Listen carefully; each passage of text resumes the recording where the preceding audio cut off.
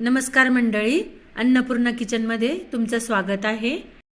आज आपण खमंग चटपटीत असा दगडी पोह्यांचा चिवडा बनवूया। चिवड्यासाठी इथे मी अर्धा किलो दगडी पोहे घेतलेले आहे। ही पंढरपुरी डाळ आहे, भाजकी डाळ म्हणतात तिला।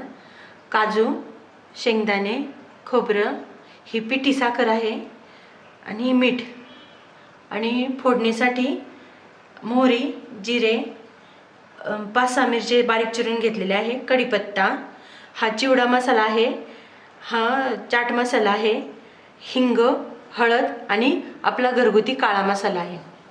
पोहे तळण्याच्या अगोदर आपण शेंगदाणे आणि खोबरे तळून घेऊ, कारण पोहे तळून तेल काळे होतं, म्हणून अगोदरच हे शेंगदाणे आणि खोबरे तळून घ्यायचं।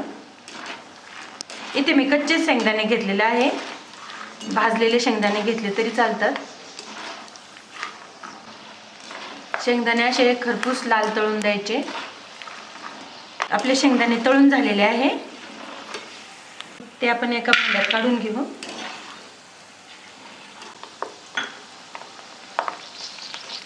खोबरं असं पटपट लाल होतं, म्हणून हे जास्त नाही लाल होऊन द्यायचं खोबरं।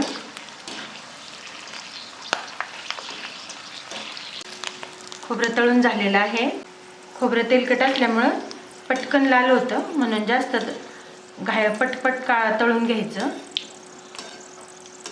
कारण कढईच्या बाहेर काढलं तरी खोबऱ्याला रंग चढतो।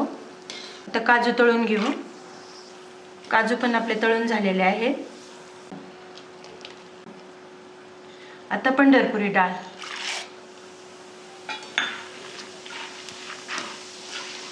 ही डाळ अशी खमंग लाल तळून द्यायची।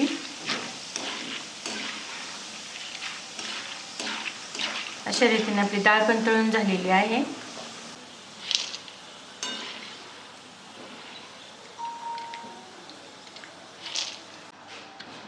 आता आपण मिरच्या तळून घेऊ।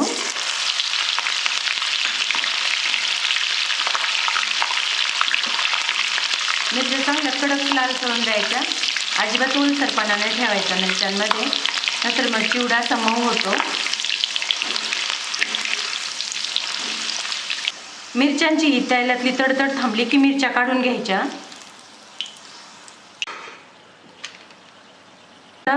याचप्रमाणे आपण कढीपत्ता पण तळू।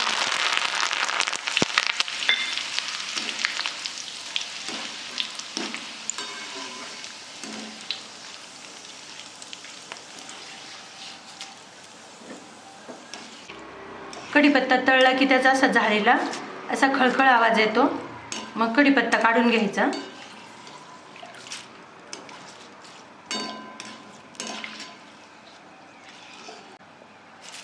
असा व्यवस्थित कढीपत्ता असा आवाज पण येतो आणि असे कडक पण होतो, मग कढीपत्ता काढून घ्यायचा। आता आपण चिवडा तळून घेऊया।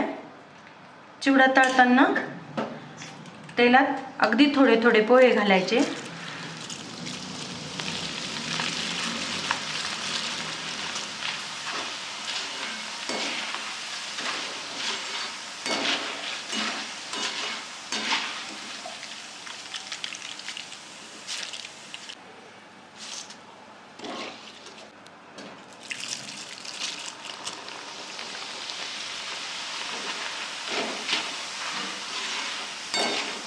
पोहे थोडे थोडे टाकले तेलात म्हणजे व्यवस्थित तळले जातात। असे पोहे फुलले की काढून घ्यायचे। अशा पद्धतीने आपण आता सगळे पोहे तळून घेऊ।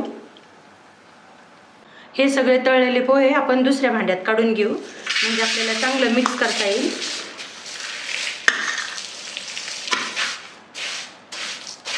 आता आपण याच्यावर फोडणी करून टाकू। इथं फोडणीसाठी मी तेल तापायला ठेवलेलं आहे। तेल मी दुसरं घेतलेलं आहे, कारण ते तेल पोहे तळून खूप काळं झालंय, म्हणून हे दुसरं तेल घेतलं। तेल चांगलं तापलेलं आहे। आता आपण यात मोहरी चांगली तडतडली की जिरे घालू। मोहरी चांगली तडतडली, आता त्यात जिरे घालू। आता हे आपण सगळे घेतलेले चिवड्यासाठी घेतलेले मसाले घालू आणि गॅस बंद करू लगेच। म्हणजे मसाले जळणार नाही. आता हा मसाला आता चांगले हे सगळं मिक्स करून घ्यायचं.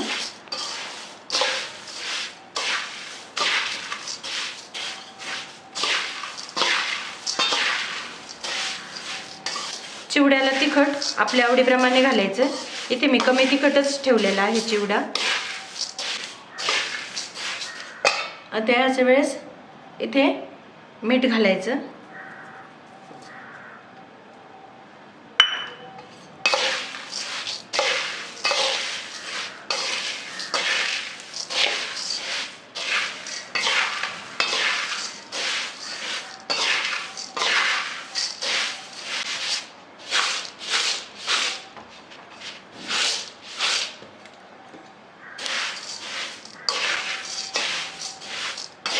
अशा प्रकारे आता हा चिवडा आपला चांगला मिक्स झालेला आहे. आता चिवडा थोडासा गार झाला की मग आपण त्याला साखर घालू थोडीशी. आता आपला हा चिवडा असा कोमट झालेला आहे. आता आपण साखर घालून घेऊ त्यात.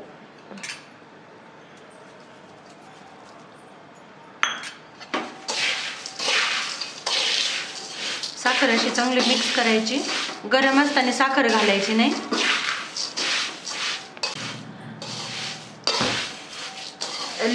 चिवड्याला आंबट गोड चव येण्यासाठी चिवड्यात लिंबू सत्व घातलं तरी चालते थोडंसं. पण इथे मी चाट मसाला घातल्यामुळे लिंबू सत्व घातलेलं नाही आहे. नाहीतर थोडंसं घातलं तरी चालतं. अशा पद्धतीने आपला हा चटपटीचा चिवडा तयार झालेला आहे.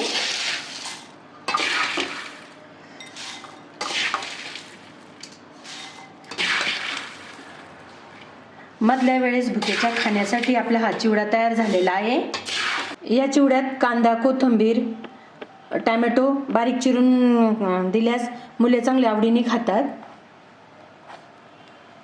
तुम्ही नक्की ट्राय करून बघा.